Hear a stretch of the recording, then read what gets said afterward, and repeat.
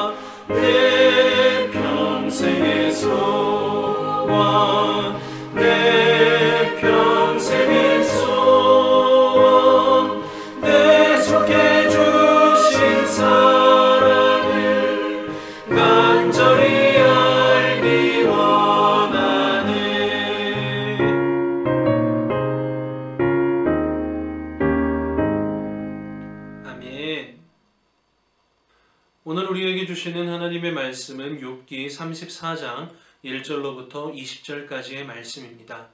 구약성경 욥기 34장 1절로부터 20절까지의 말씀입니다. 제34장 엘리후가 말하여 이르되 지혜 있는 자들아 내 말을 들으며 지식 있는 자들아 내게 귀를 기울이라. 입이 음식물의 맛을 분별함같이 귀가 말을 분별하나니 우리가 정의를 가려내고 무엇이 선한가 우리끼리 알아보자. 욥이 말하기를 내가 의로우나 하나님이 내 의를 부인하셨고 내가 정당함에도 거짓말쟁이라 하였고 나는 허물이 없으나 화살로 상처를 입었노라 하니 어떤 사람이 욥과 같으랴. 욥이 비방하기를 물 마시듯 하며 악한 일을 하는 자들과 한패가 되어 악인과 함께 다니면서 이르기를 사람이 하나님을 기뻐하나 무익하다 하는구나. 그러므로 너희 총명한 자들아 내 말을 들으라. 하나님은 악을 행하지 아니하시며 전능자는 결코 불의를 행하지 아니하시고 사람의 행위를 따라 갚으사 각각 그의 행위대로 받게 하시나니 진실로 하나님은 악을 행하지 아니하시며 전능자는 공의를 굽히지 아니하시느니라. 누가 땅을 그에게 맡겼느냐? 누가 온 세상을 그에게 맡겼느냐? 그가 만일 뜻을 정하시고 그의 영과 목숨을 거두실진데 모든 육체가 다 함께 죽으며 사람은 흙으로 돌아가리라. 만일 내가 총명이 있거든 이것을 들으며 내 말소리에 귀를 기울이라. 정의를 미워하시는 이시라면 어찌 그대를 다스리시겠느냐? 의롭고 전능하신 이를 그대가 정죄하겠느냐? 그는 왕에게라도 무용지물이라 하시며 지도자들에게라도 악하다 하시며 고관을 외모로 대하지 아니하시며 가난한 자들 앞에서 부자의 낯을 세워주지 아니하시나니 이는 그들이 다 그의 손으로 지으신 바가 됨이라. 그들은 한밤중에 순식간에 죽나니 백성은 떨며 사라지고 세력 있는 자도 사람의 손을 빌리지 않고 제거함을 당하느니라.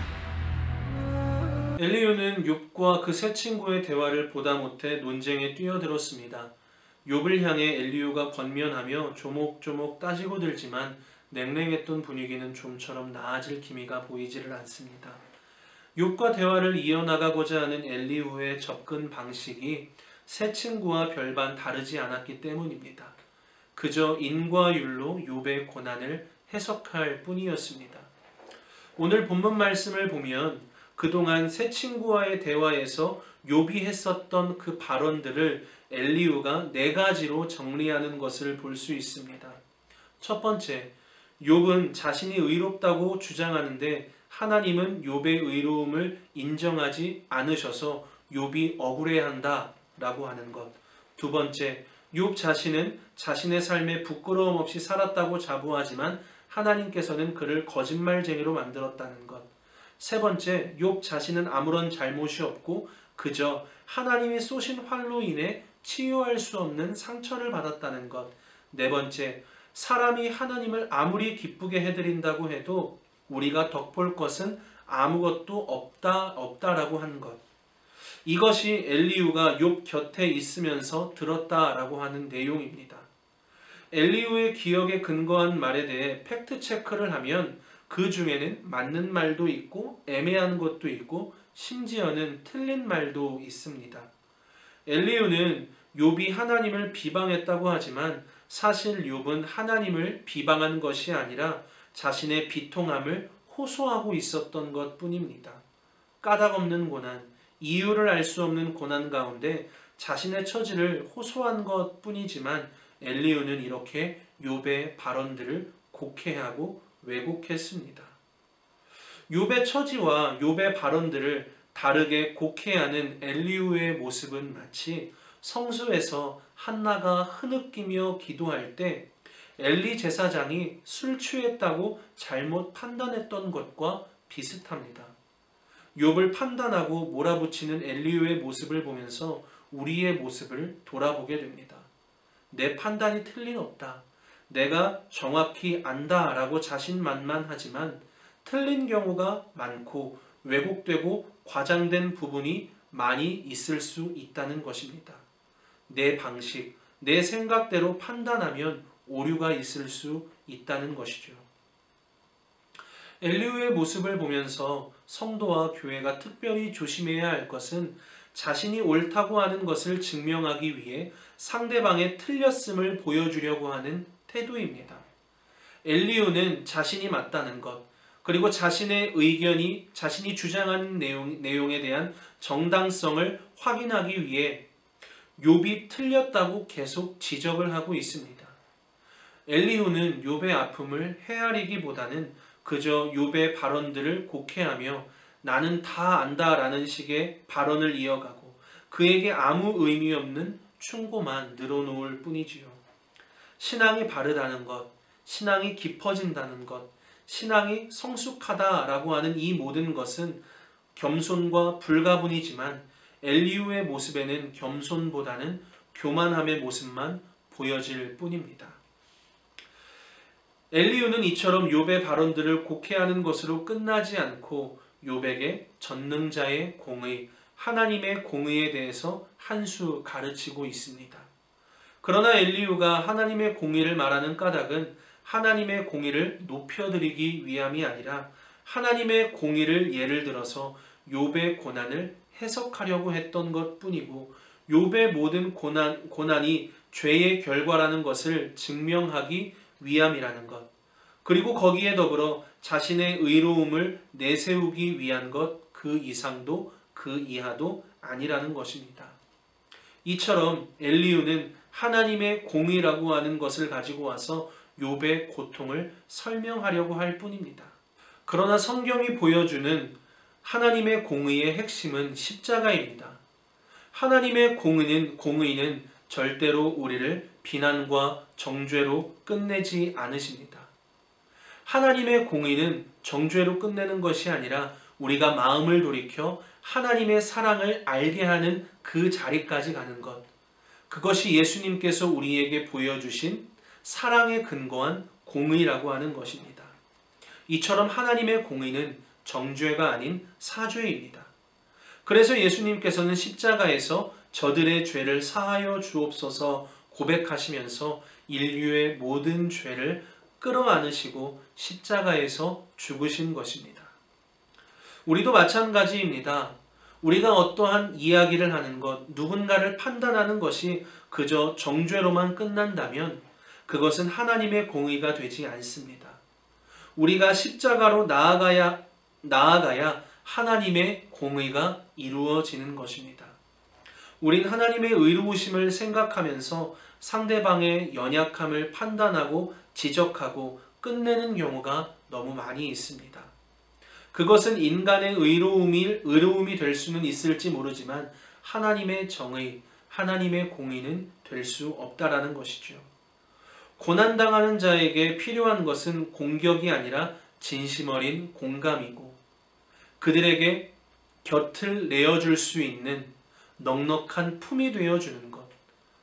누군가의 아픔에 비판하고 판단하고 정죄하고 함부로 말하기보다 그저 옆에 있어주고 함께 울어주고 함께 웃어주면서 그렇게 하나님의 사랑을 나눌 수 있는 것, 그것이 하나님께서 우리에게 요구하시는 신앙인의 합당한 자세일 것입니다. 이 하나님의 공의, 하나님의 사랑이 담긴 하나님의 공의를 붙들고 한 주간의 삶을 승리하는 우리 모두가 되기를 소망합니다. 기도하겠습니다. 하나님 아버지, 참으로 감사합니다. 오늘 우리는 참으로 많은 것들을 판단하고 그 판단 속에 사랑보다는 정죄하는 모습들을 많이 담아낼 때가 많이 있습니다.